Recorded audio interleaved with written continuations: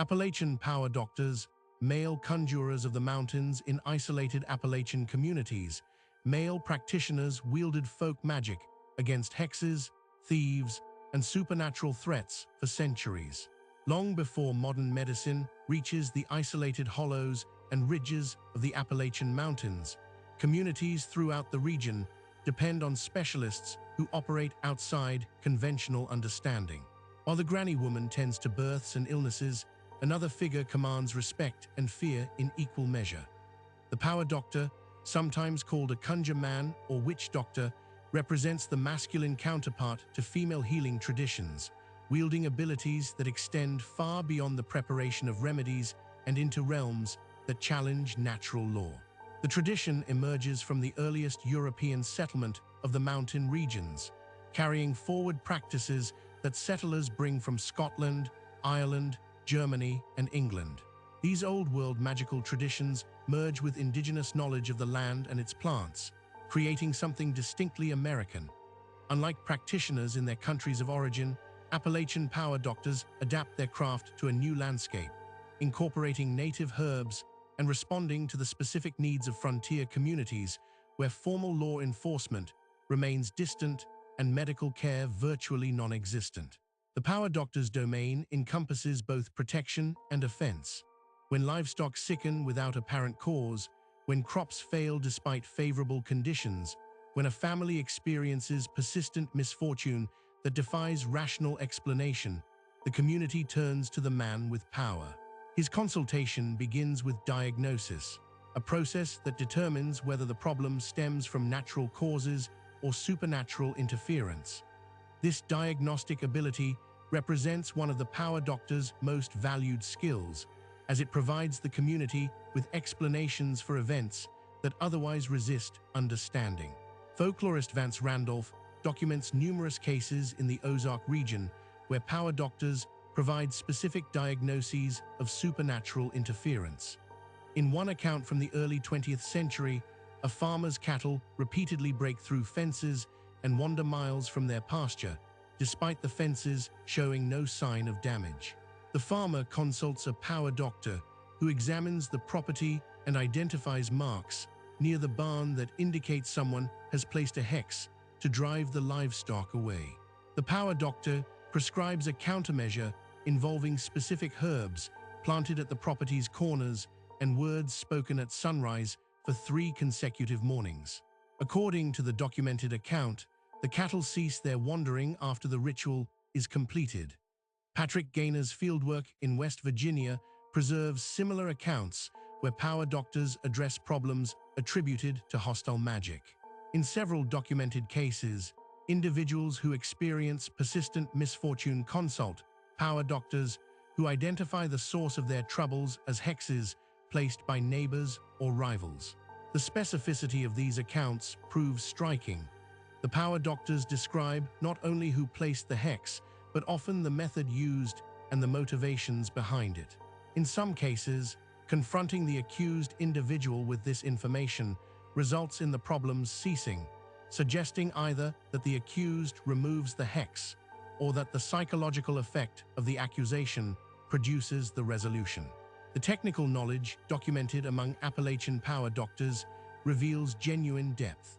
Thomas Burton's research in the Southern Mountains captures detailed accounts of herbal preparations, verbal formulas, and ritual procedures that informants describe as contemporary practice rather than historical memory.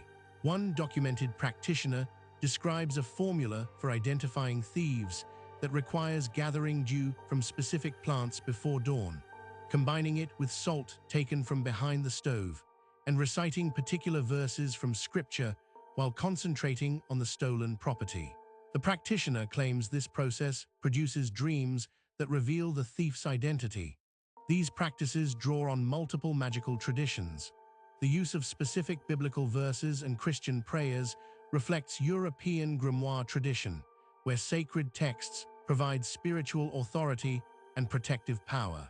The timing of rituals according to phases of the moon and positions of planets demonstrates knowledge of astrological correspondence common in European folk magic.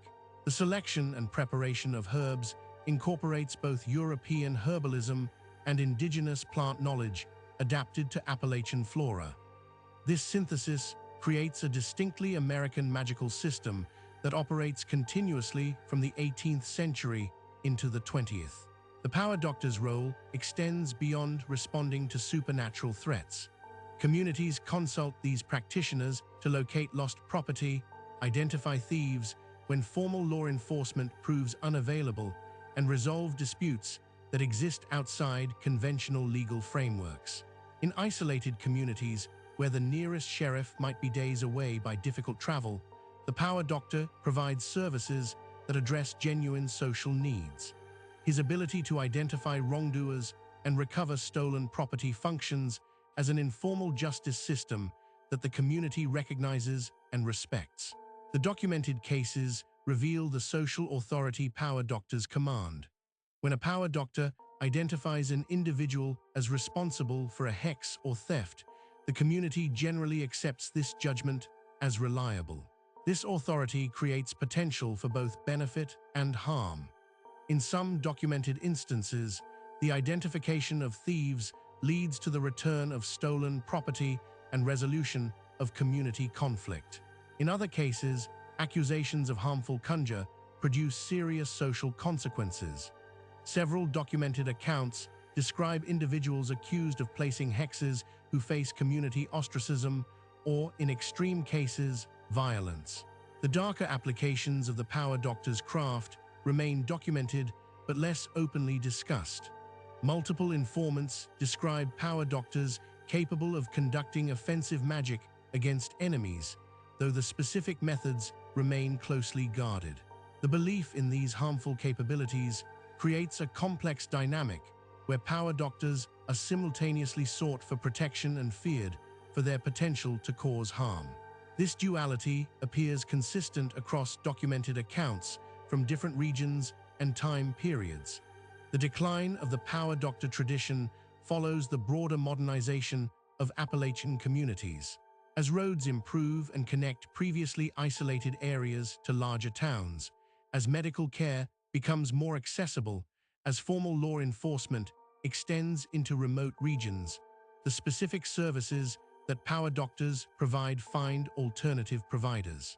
The tradition survives longest in the most isolated communities, where these alternatives remain unavailable, or where cultural continuity preserves traditional practices despite the availability of modern options. Academic documentation of the tradition intensifies during the mid-20th century when folklorists recognize that traditional practices are disappearing. The fieldwork conducted by Randolph, Gaynor, Burton, and others preserves detailed accounts that might otherwise be lost. These researchers approach their subjects with academic rigor, recording specific techniques, verbal formulas, and ritual procedures with attention to detail that distinguishes genuine documentation from vague folklore. The documented practices reveal sophisticated understanding of both psychological and social dynamics. The Power Doctor's diagnostic process, regardless of whether supernatural forces genuinely operate, provides communities with explanations for troubling events and frameworks for addressing them. The rituals and remedies prescribed, whether through pharmacological properties of herbs or through psychological effects of belief, produce results that communities recognize as effective. This effectiveness, documented across multiple regions and generations, suggests that the Power Doctor tradition addresses genuine human needs even as it operates within belief systems that challenge conventional understanding. Contemporary interest in Appalachian folk magic traditions has increased as researchers recognize their significance as genuinely American magical systems. Unlike practices imported whole from other cultures, the Appalachian Power Doctor tradition represents a synthesis that emerges from the specific conditions of mountain settlement and isolation. Its continuation for more than 2 centuries demonstrates cultural resilience and adaptation. Its documentation provides insight into how communities create and maintain specialized roles that address needs existing outside conventional institutions. The comparison between Appalachian Power Doctor traditions and parallel practices in other American contexts reveals both similarities and distinctive features. The hoodoo tradition of African American communities shares some technical elements with power doctor practices, particularly the use of herbs, roots, and ritual procedures for protection and offense. However, the cultural contexts and specific applications differ significantly. The power doctor tradition operates within primarily European-descended communities and draws more heavily on Christian spiritual authority and European grimoire traditions than does hoodoo practice. The documented legacy of Appalachian power doctors challenges assumptions about the secularization of American rural life. These practitioners operated not in distant history, but continued their work into the mid-20th century and in some isolated communities, potentially to the present. Their practices, preserved through careful documentation, represent living traditions that bridge old-world magical systems and new-world conditions, creating something distinctly American in the process. If you found this case compelling, subscribe to Vanishing Roads for more documented paranormal investigations from around the world. This story was created with AI assistance based on documented case files. All events reference real investigations and reported incidents.